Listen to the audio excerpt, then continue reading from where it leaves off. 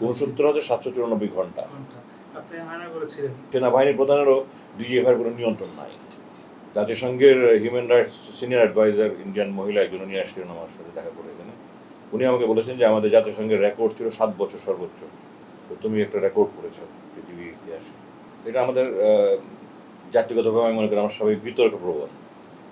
আমরা ভালো করলেও বিতর্ক করি, খারাপ করলেও করি, না করলেও করি, করলেও করি। এটা আমাদের নেচার। ইংরেজিতে বলে people will criticise you for what you do, what you don't do, what you say, what you don't say.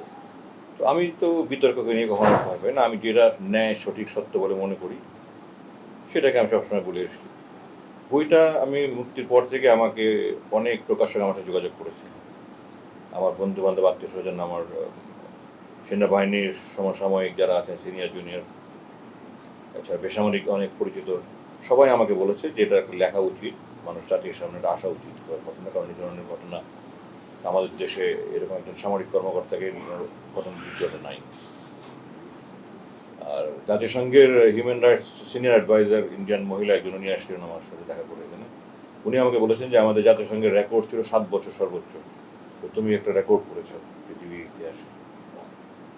তো আমি প্রথম থেকে আমি চিন্তা করছিলাম যে হ্যাঁ, এগুলি মানুষকে জানানো উচিত। তারপর আস্তে আস্তে আমার যে চেতনা আসলো যে না, আসলে ফ্যাসিবাদের স্বরূপটা কি, তারা কিভাবে দেশের মানুষকে জিম্মি বানিয়েছে, কিভাবে দেশের বিভিন্ন প্রতিষ্ঠানকে জিম্মি বানিয়েছে, বিশেষ করে সেনাবাহিনী এবং সেনাবাহিনীর কিছু বিপদগামী অফিসার কিভাবে তাদের হাতে পুতুল হয়ে সব অপকর্ম করেছে এবং সেনাবাহিনীর দুর্নাম করেছে, এবং সেনাবাহিনীকে কিভাবে রাজনীতিকরণ করা হয়েছে এই মুক্তিযুদ্ধের সময় থেকে, ৭১ থেকেই।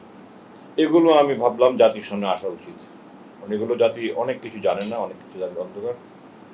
এই জনগণের পয়সায় সরকার বেতন পায়, সরকার তো এই জনগণের পয়সায় সেনাবাহিনী। এই জনগণের জানার অধিকার আছে যে আমাদের অর্থে যারা লালিত পালিত তারা কি করছে, কেন করছে। এগুলি চিন্তা থেকে আমি প্রথমে এটা মূলত লেখা শুরু করলাম, এবং এর মধ্যে আমি মেসেজ দিয়েছি, ফ্যাসিবাদের স্বরূপ উন্মোচন করেছি, তারা কত জঘন্য, কত লোমহর্ষক কাজ করতে পারে, তাদের দোসররা কারা, তারা কিভাবে করেছে, এবং ভবিষ্যতে যেন না করে এই জন্য আমি কিছু দিক নির্দেশনামূলক কথা বলেছি, একটা বার্তা দিয়েছি একদম শেষের দিকে। আর আমি যেহেতু আমি মনে করি আমরা মুসলমান, ৯০% মুসলমানের দেশ, আমাদের জন্য আল্লাহ প্রথম আদেশ হলো পড়ো। আমরা পড়ি না দেখে, জানি না দেখে আমরা আল্লাহর আদেশ অমান্য করি। আমরা সরকার প্রধানকে প্রভু মনে করি, সরকার প্রধানকে রাজ্জাক মনে করি, আল্লাহকে প্রভু মনে করি না। সরকার প্রধানকে প্রভু মনে করি, আল্লাহকে রাজ্জাক মনে করি না। আমরা কোরআন অমান্য করছি। তো মানুষের মধ্যে আমি জায়গায় জায়গায় আপনার স্থানে স্থানে যখন যেখানে প্রযোজ্য হয়েছে কোরআন হাদিসে কিছু রেফারেন্স দিয়েছি মানুষের মধ্যে এই চেতনাটা জাগ্রত করার জন্য যে আমাদের দ্বীনের শিক্ষা করা উচিত। আমরা আজকে এই বাংলাদেশের পৃথিবীর দুরবস্থার মূল কারণ আমরা কোরআন থেকে দূরে সরে গেছি। তো এই কোরআন তথা দ্বীনের কাছাকাছি আমাদের আসা উচিত। এটার জন্য আমি স্থানে স্থানে যেখানে প্রযোজ্য হয়েছে আমি কিছু কোরআন হাদিসের রেফারেন্স দিয়েছি। উদ্দেশ্য হলো যে মানুষের প্রতি কোরআন হাদিসের জানা একটা আগ্রহ সৃষ্টি করা। এসব কিছু মোটামুটি এর মধ্যে আসবে। আমার গুম কাহিনী, ওখানে আমার যাওয়া, থাকা, মুক্তি, ওখানে কি অবস্থান ছিল আমার, জিজ্ঞাসাবাদ, নির্যাতন, মানসিক নির্যাতন, মুক্তি, মুক্তি পরবর্তী দিনগুলো কিছু, এগুলো সব কিছু থাকবে। কিছু কিছু জায়গায় বিস্তারিত, কিছু কিছু জায়গায় আপনার রেফারেন্স হিসেবে পুরনো কিছু ঘটনা, ঐতিহাসিক ঘটনা টেনে নিয়ে এনেছি। যেমন মানুষ এই যত অপকর্ম গত ১৫-১৬ বছরে হয়েছে এই জন্য ঢালাও সেনাবাহিনীকে দায়ী করে।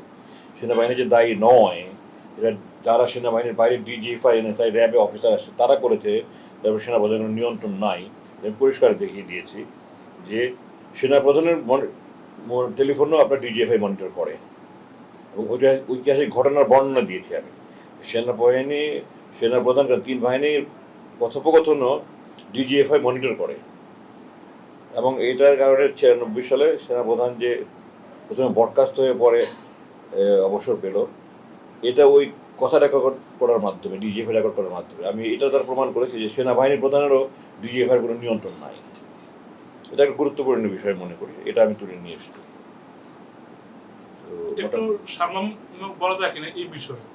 হ্যাঁ, মানে ডিজিএফআই প্রথম আপনার এই টেলিফোন বাকিং মেশিন বলে, আড়ি পাতা মেশিন যেটা নিয়ে এসছে, এবং ডিজিএফআই সেনাপ্রধানের মনে করে, এবং সেনাপ্রধান আরও ২ জন সিনিয়র অফিসারের মাধ্যমে আওয়ামী লীগের সাথে যোগাযোগ রাখছিলেন এবং ওই তিনজন সেনাপ্রধান ওই তিনজনই আওয়ামী বন্ধু করে পরিচিত ছিল।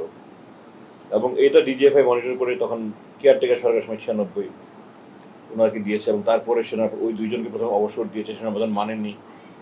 তারপর সেনাপ্রধানকে বলেছে ওটা বাধ্য করার জন্য, সেনাপ্রধান ওটা আপনার কার্যকর করার জন্য করেননি। তারপর সেনাপ্রধানকে বরখাস্ত করেছে প্রথমে, নতুন সেনাপ্রধান বানানো হয়েছে, উনিও তবু অফিস থেকে ছাড়েনি। 3 দিন পর্যন্ত অফিসে বসেছিলেন, বাসায় যাননি, ওখানে বসে সাক্ষাৎকার দিয়েছেন। তারপর ট্যাঙ্ক এসে ওনার সেনা সদর ঘিরে ফেলেছে, তারপরে উনি আত্মসমর্পণ করেছেন। তো প্রথমে বরখাস্ত করেছিল, পরে ওনার মুক্তিযুদ্ধ অবদানের কথা চিন্তা করে ওনাকে অবসর দেওয়া হয়েছে। তো এটাতে আমি বোঝাতে চেয়েছি যে সেনাপ্রধান নিজেও ডিজিএফআই ছিল জিম্মি। তো এই জন্য মানুষ যেন সেনাবাহিনীকে ঢালাওভাবে না করে। এই দেশে আজকে 5ই আগস্টের এই সেনাবাহিনীর অবদান কি অস্বীকার করতে পারবে? ইতিহাসে কেউ পারবে না। মুক্তিযুদ্ধ শুরু করেছে সেনাবাহিনী, এদের যত প্রাকৃতিক দুর্যোগ সেনাবাহিনী, যত বিপর্যয় সব সেনাবাহিনী।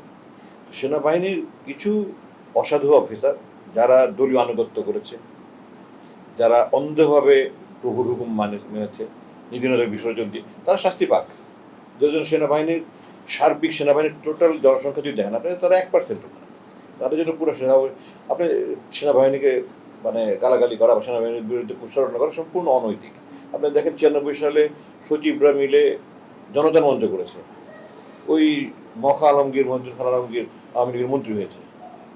এই যে কৃষি ব্যাংক না একটা কি আছে, ফার্মার্স ব্যাংক একটা আছে, ওটার চেয়ারম্যান। এরপরে এই যে গত 15 বছর 16 বছরে যে 3টা নির্বাচন হয়েছে, কারা করেছে? ডিসিএস ইউনিয়নরা করেনি।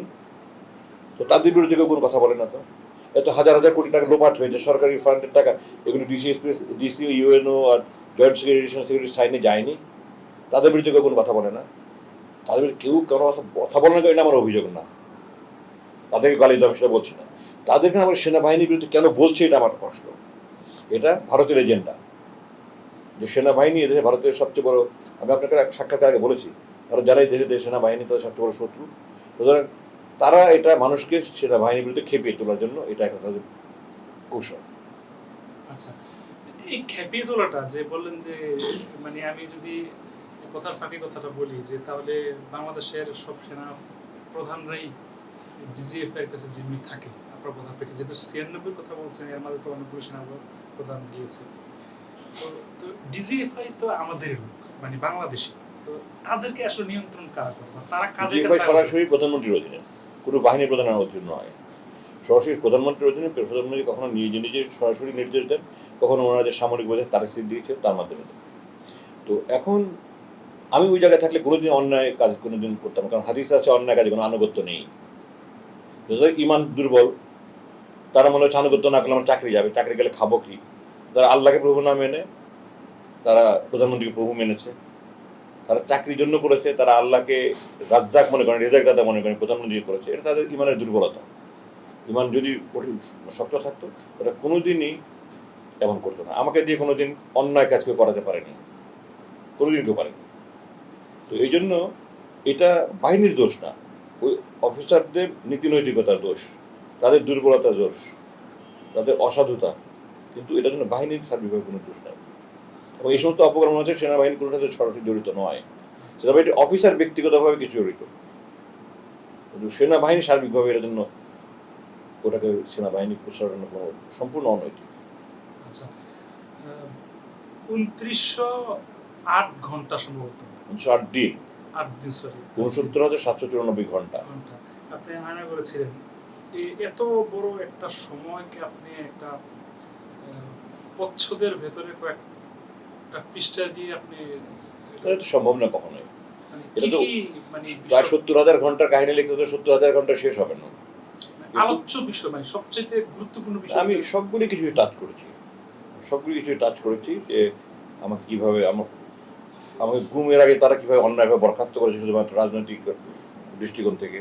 তারপরে আমাকে গুম করেছে রাজনৈতিক দৃষ্টিকোণ থেকে, আমাকে তারা হুমকি মনে করেছে, কীভাবে অপহরণ করা হলো, ওখানে আমার অবস্থান কেমন ছিল, থাকা খাওয়া, আমার আমার মানে বাসস্থান, আমার খাবার মান, আমার চিকিৎসা, অসুখ বিসুখ কী হয়েছে, ওখানে কী কী তথ্য পেয়েছি আমি, এই সমস্ত সব কিছু নিয়ে জিজ্ঞাসাবাদ করা হয়েছে, ওগুলো কী দৃষ্টিকোণ দিয়ে করা হয়েছে, এগুলোর সময় তুলে দিয়েছে। এমনি ভাই আপনি আয়না, আপনি যেহেতু একজন ডিফেন্সের লোক বা অফিসার, তো সেক্ষেত্রে আপনারও তো ওখানে ক্যাপাসিটি ছিল, একটা আয়নাঘরের ভিতরে বন্দী ছিলেন, আপনার উপরে সকল তদারকি ছিল, কিন্তু আপনি কোনো চেষ্টা, কোনো চালাকি, কোনো অনুসন্ধান, কোনো তথ্য বের করা বা দেশের খবর নেওয়া এরকম কিছু করতে পেরেছে? এবং সুযোগই ছিল না, এখন তারা কেউ কথাই বলতো না। যারা আমি মনে করেন 500 থেকে 550 মানুষ এই 8 বছরে দেখেছি ওখানে। আমার রুমে ডিউটি করতো, সুপারভাইজার ছিল। রুমে ডিউটি যারা করতো তারাই বেশি বেশি ডিউটি চেঞ্জ হতো। তো এইভাবে 500 থেকে 550 দেখেছি। তাদের মধ্যে অল্প হাতে গোনা কয়েকজন কিছু কিছু তথ্য দিত। তাও প্রশ্ন করলে না, তারা নিজের থেকেই আমার প্রতি আবেগে যে আমার প্রতি জুলুম হচ্ছে, অন্যায় হচ্ছে, অবিচার হচ্ছে, তারা বুঝতো এটা যে আমি নিরপরাধ মানুষ। তাই তাদের সহানুভূতি থেকে তারা আমাকে কিছু তথ্য দিত। কিন্তু এমনি বাইরের খবরাখবর পাওয়ার কোনো সুযোগই ছিল না। আর আমি আমি একজন সেনাবাহিনীর ডিজি আমার জুনিয়র ছিল, 5 জন ডিজি সবাই আমার জুনিয়র। কিন্তু ওখানে আমি অন্য সব বন্দির মতোই একটা বন্দী। আমি একদম অসহায়। হ্যাঁ, তারা আমাকে, যেহেতু 5 জন ডিজির মধ্যে 3 জন আমার ছাত্র ছিল, তারা আমাকে শারীরিক নির্যাতন করেনি। মানসিকভাবে হয়তো অন্যদের শারীরিক নির্যাতন করেছে, আমাকে করেনি। অন্যদেরকে মানসিক নির্যাতন হয়তো অনেক বেশি করেছে, আমাকে কম করেছে। কিন্তু এর বেশি আমার আর কোনো কিছু করার অধিকার ছিল না, আমার র্যাঙ্কের কারণে, আমার পদবীর কারণে। যারা ওখানে ডিউটি করতো রুম, তারা তো আমি যখন কমিশনে আমার বুট পালিশ করতে যে সৈনিকের নাতির বয়সী তারা। ওখানে যারা সুপারভাইজার ছিল সার্জেন্ট র্যাঙ্কের, তারা দৈনন্দিন কার্যক্রম সুপারভাইজ করতো সার্জেন্ট র্যাঙ্কের, তারা তো আমি কমিশন হওয়ার পরে জন্ম তারা। যাদের মধ্যে আমার সাথে কেউ কেউ দুর্ব্যবহার করেছে, চরম দুর্ব্যবহার করেছে। তো ওখানে আমি অসহায় ছিলাম।